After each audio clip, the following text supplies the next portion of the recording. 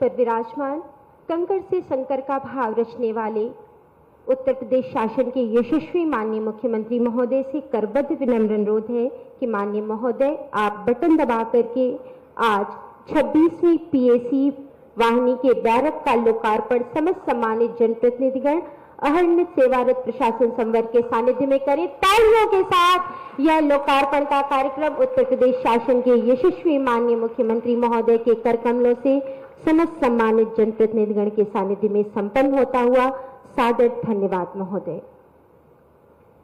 चिंतन जिनका अतिशय पावन नाम, शिव स्वरूप उस सदगुरु को बारंबार प्रणाम।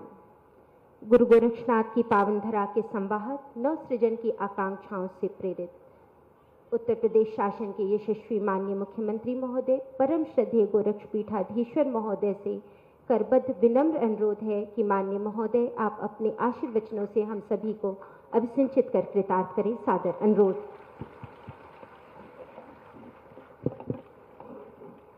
भारत माता की, भारत माता की, भारत माता की। मंच पर उपस्थित गोरखपुर के सांसद श्री रवि किशन शुक्ला जी,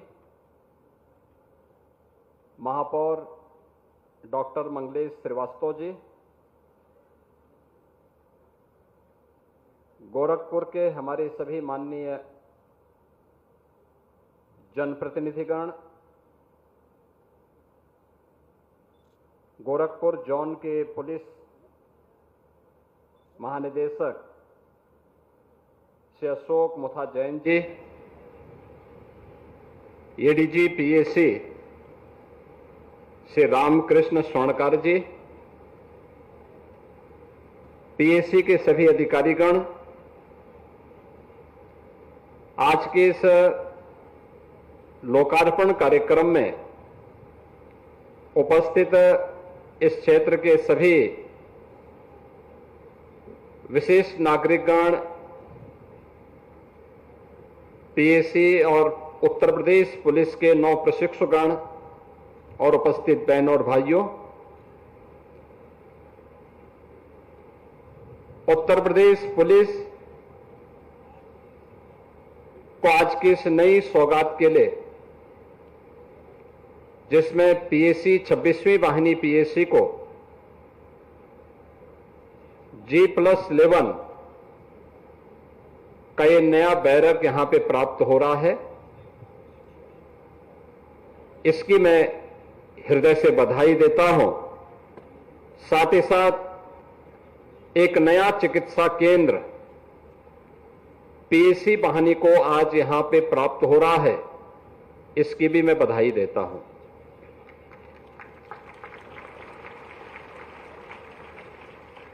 देश के अंदर सेना बाह्य सुरक्षा का दायित्व निभाती है, आंतरिक सुरक्षा के साथ साथ कानून व्यवस्था को बेहतर बनाने के लिए सिविल पुलिस की अत्यंत महत्वपूर्ण भूमिका होती है। जब हम सिविल पुलिस की बात करते हैं तो देश के अंदर सबसे बड़ी आबादी का राज्य उत्तर प्रदेश लगातार पुलिस बल में सिविल पुलिस की कमी की चुनौतियों से जूझ रहा था। आज से 8 वर्ष पहले उत्तर प्रदेश जैसे राज्य में शांति की कल्पना कोई कर भी नहीं सकता था, एक सपना था। कारण था तब उत्तर प्रदेश पुलिस बल में लाखों की संख्या में पुलिस कार्मिकों के पद खाली थे, लेकिन नियत का अभाव, सही नियत न होने के नाते तत्कालीन सरकारें पारदर्शी भर्ती की प्रक्रिया को पूरा नहीं कर पा रही थी। परिणाम था उत्तर प्रदेश के नौजवानों को भटकने के लिए मजबूर होना पड़ रहा था। जब भी वे पुलिस की भर्ती निकालते थे, कुछ न कुछ ऐसी खामी छोड़ते थे जो बेईमानी और भ्रष्टाचार को बढ़ावा दे, और बाद में न्यायालय उसमें रोक लगाती थी। मुझे बताते हुए प्रसन्नता है कि हमारी सरकार ने पिछले 8 वर्ष में 2,16,000 पुलिस कार्मिकों की भर्ती की। 2,16,000 पुलिस कार्मिकों की सफलतापूर्वक भर्ती करने के साथ ही अभी हाल ही में 60,244 देश ही नहीं, ये दुनिया की सबसे बड़ी भर्ती है, और सबसे बड़ी भर्ती की प्रक्रिया को सफलतापूर्वक संपन्न करने किसी भी व्यक्ति को सिफारिश की नौबत नहीं आई पड़ी। किसी भी प्रकार से किसी भी स्तर पर भ्रष्टाचार की कोई गुंजाइश नहीं थी, और अगर किसी ने दुस्साहस किया तो सख्ती के साथ उससे निपटने का काम सरकार ने किया। परिणाम था कि आज उत्तर प्रदेश पुलिस बल में हम लोगों ने एक साथ 60,244 को मिलाकर के 2,16,000 पुलिस की भर्ती की प्रक्रिया पिछले 8 वर्षों में संपन्न करके देश के अंदर भी और दुनिया के अंदर भी एक रिकॉर्ड स्थापित किया है। मुझे याद है, आज से 8 वर्ष पहले उत्तर प्रदेश में पुलिस ट्रेनिंग की क्षमता केवल 3,000 थी, और आज ये 60,200 पुलिस कार्मिक नौप्रशिक्षु एक साथ उत्तर प्रदेश पुलिस के ही प्रशिक्षण केंद्रों में, पीएसी वाहिनियों में प्रशिक्षण भी प्राप्त कर रहे हैं। यानी हमने इसकी क्षमता को कितना अधिक बढ़ाया है, यह अनुमान आप इसी से लगा सकते हैं कि 3,000 से बढ़कर के हम आज 60,200 पुलिस कार्मिकों की भर्ती की प्रक्रिया को एक साथ संपन्न कर रहे हैं। मुझे याद है, जब मैं मुख्यमंत्री बना था, 2 ही महीने हुए थे, मैं अचानक एक दिन लखनऊ पुलिस लाइन के बैरक का निरीक्षण करने के लिए गया। अचानक जब मैंने वहां बैरक का निरीक्षण किया तो मैं भौचक था। टूटे हुए खपड़ेल के नीचे पुलिस के जवान जैसे तैसे वहां पे रह रहे थे। मेरे पुलिस लाइन में पहुंचने की खबर के बाद डीजीपी और अन्य अधिकारी भी दौड़े दौड़े वहां आए, और मैंने उनको उस समय कहा था, मैंने कहा देखो, आज जो हमारी सबसे बड़ी समस्या है वह है उत्तर प्रदेश के सामने परसेप्शन का, बेहतर कानून व्यवस्था का, सुरक्षा का एक बेहतर माहौल बनाने का। इसके लिए हमें पुलिस की भर्ती भी करनी पड़ेगी और पुलिस के अवस्थापना सुविधाओं को भी बढ़ाना पड़ेगा। एक साथ प्रस्ताव तैयार करिए, हर एक पुलिस लाइन में, हर थाने में, हर पीएसी की बहानियों में अवस्थापना सुविधाएं इतनी बढ़ाइए कि वहां पे रहने वाले पुलिस कार्मिक जब उन्हें ड्यूटी के बाद अवकाश मिले तो वे जाकर के वहां आराम से रह भी सकें, एक सुरक्षित माहौल में रह सकें। इस प्रकार की एक व्यवस्था बनाइए। और आज मुझे प्रसन्नता है, उत्तर प्रदेश के अंदर हम लोगों ने हर पुलिस लाइन में, हर थाने में, हर पीएसी बहाली के लिए इसी प्रकार के लॉजिस्टिक को उपलब्ध करवाया है, जो यहां पे G+11 का आपको देखने को मिल रहा है।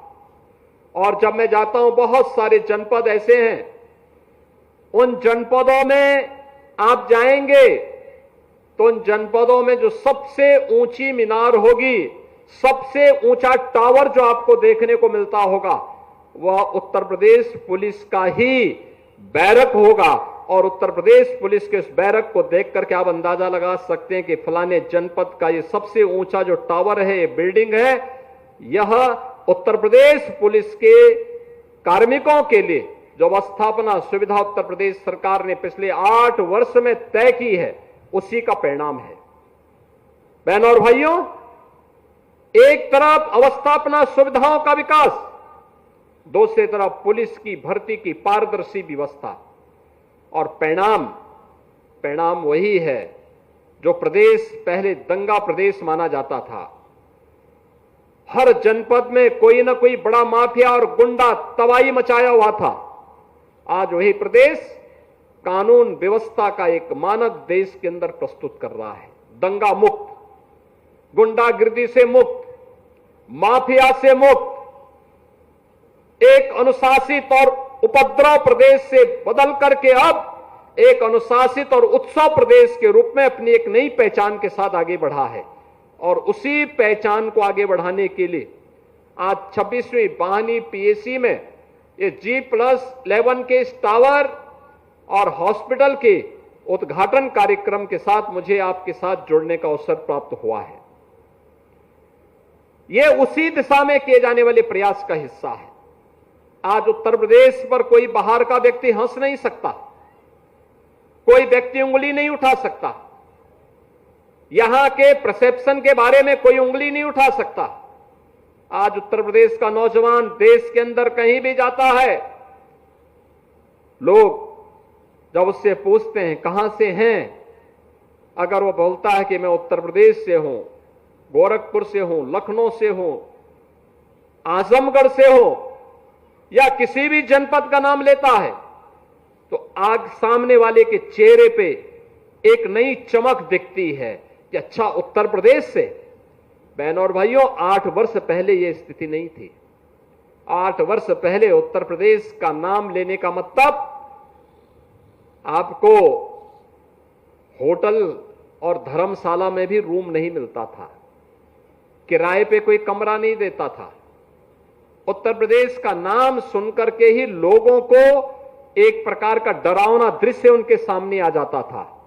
आज इस डरावने दृश्य से उभार करके उत्तर प्रदेश को नए भारत के एक नए उत्तर प्रदेश के रूप में प्रस्तुत करने के साथ साथ कानून व्यवस्था की बेहतर नजीर प्रस्तुत करने वाले प्रदेश के रूप में आज जो नया उत्तर प्रदेश देखने को मिल रहा है, इसके लिए उत्तर प्रदेश के उन सभी जवानों का मैं अभिनंदन करता हूं जिन्होंने प्राण प्रण से जुट करके इस पूरे कार्यक्रम का हिस्सा बनकर के इस कार्यक्रम को सफलतापूर्वक आगे बढ़ाने में अपनी मदद की है। आज उसका परिणाम है हर व्यक्ति उत्तर प्रदेश पुलिस के प्रति एक सम्मान का भाव रखता है। हम लोगों को इस बात को ध्यान में रखना होगा कि फोर्स की ट्रेनिंग का जो सबसे बड़ा मंत्र है वह मंत्र है कि ट्रेनिंग के दौरान जितना पसीना बहेगा, याद रखना, जीवन के आगामी 30-35 वर्षों की सेवा में उतना ही कम खून बहेगा। याद रखना, किसी भी फोर्स पर यह अक्सर सा लागू होता है। ट्रेनिंग के मंत्र होते हैं पूरी प्रतिबद्धता के साथ, पूरी ईमानदारी के साथ, पुलिस के उन सभी कार्यक्रमों के साथ जुड़ने के साथ साथ ये हमारा सौभाग्य है कि आज देश का नेतृत्व देश दुनिया के सबसे लोकप्रिय नेता प्रधानमंत्री मोदी जी कर रहे हैं। हमने जुलाई 2024 में 3 नए कानून भी लागू किए हैं। ये 3 नए कानून क्या हैं? ट्रेनिंग के दौरान हर नए पुलिस कार्मिक को इसके बारे में सीखना है। याद रखना, पुलिस ने तकनीक को कैसे अपनाना है इसके बारे में भी ट्रेनिंग के दौरान आपको ये ट्रेनिंग मिलेगी। फॉरेंसिक साइंस में क्या करना है, साइबर फ्रॉड को रोकने के लिए क्या करना है, डिजिटल अरेस्ट से बचने के लिए क्या कार्रवाई और क्या सावधानी बरतनी है, इसके लिए और मिशन शक्ति के लिए प्रदेश सरकार के द्वारा चलाई जाने वाली महिला सुरक्षा, उनके सम्मान, उनके स्वावलंबन के लिए चलाए जाने वाले कार्यक्रम के साथ महिला बीट पुलिस अधिकारी के रूप में आपके क्या उत्तरदायित्व होंगे, इन सभी उत्तरदायित्वों को एक साथ निर्वहन करने के सभी गुण इस ट्रेनिंग के दौरान आपको सीखने को मिलेंगे। इस ट्रेनिंग को उतनी ही प्रतिबद्धता के साथ लेके चलना है जितनी प्रतिबद्धता के साथ इस ट्रेनिंग के बाद आगे के जीवन के सेवा के वे क्षेत्र के जो पग पग पर आपके सामने चुनौतियां भी प्रस्तुत करेंगी और जीवन के सुनहरे अवसर भी जो आपको आपके कार्य के लिए सम्मानित करने का एक अवसर होगा, उससे भी जोड़ने का एक अवसर होगा। आज के इस अवसर पर मुझे यहां पे पीएसी 26वीं बहानी में आने का अवसर प्राप्त हुआ। अंदर बड़ा कैंपस है, अच्छा, यहां पर लोगों ने पहले से ही बहुत यहां के पूरे वातावरण को बेहतरीन बनाने का प्रयास किया है। हमारा प्रयास होना चाहिए। फोर्स दिन भर ट्रेनिंग नहीं होगी, दिन भर आपके क्लासेस भी नहीं चलेंगे। हमारा प्रयास होना चाहिए, कुछ कार्य ऐसे निकालने चाहिए जो आपके उस ट्रेनिंग के दौरान की स्मृतियों को ताजा कर सके, बता सके, लोगों की स्मृतियों बना रहे। जैसे बागवानी का ग्रीनरी, उस पूरे कैंपस को इतना हरा भरा बनाइए, आध्यात्मिक वातावरण दिखाई दे, ऐसा बनाने का प्रयास करिए। श्रमदान के माध्यम से फोर्स अगर उस कार्य को करती है, लगता है लोगों को उसका अलग ही महत्व होता है। एक होता है हम सरकार से पैसा देते हैं, वो कार्य हो गया, हमने पेड़ लगा लिया, उसकी सुरक्षा की व्यवस्था कर ली, हमने अपने परेड ग्राउंड को ठीक कर लिया। एक होता है फोर्स ने स्वयं अपने स्तर पर सबने जुट करके, अगर हमें आपातकालीन स्थिति में कहीं पे जाना हो, हमें सारी तैयारी स्वयं करनी होती है। तब हम इंतजार नहीं करते कि हमारे लिए इस प्रकार की प्लानिंग होगी, वहां पे हमें स्वयं मोर्चा संभालना होता है। ऐसे ही ट्रेनिंग के दौरान हमें श्रमदान के माध्यम से भी उस प्रकार के उदाहरण प्रस्तुत करने चाहिए जो अन्यों के लिए प्रेरणा बन सकती है, नए लोगों के लिए प्रेरणा बन सकती है। हमें समय समय पर इंटरेक्शन के लिए स्कूली बच्चों को भी बुलाना चाहिए, उनके बीच में भी हमारे कार्यक्रम होते रहने चाहिए। हमें बताना चाहिए हमने क्या किया है, क्या पीएसी बटालियन में, क्या किसी पुलिस लाइन में कोई पुलिस म्यूजियम है, पुलिस के इतिहास के बारे में लोग जाने, ट्रैफिक पार्क के बारे में कोई जानकारी हमने देने का प्रयास किया। अगर हम उनके बारे में बताएंगे, लोग जानकारी लेंगे। सड़क दुर्घटनाओं में हजारों लोगों की मौत वर्ष में होती है।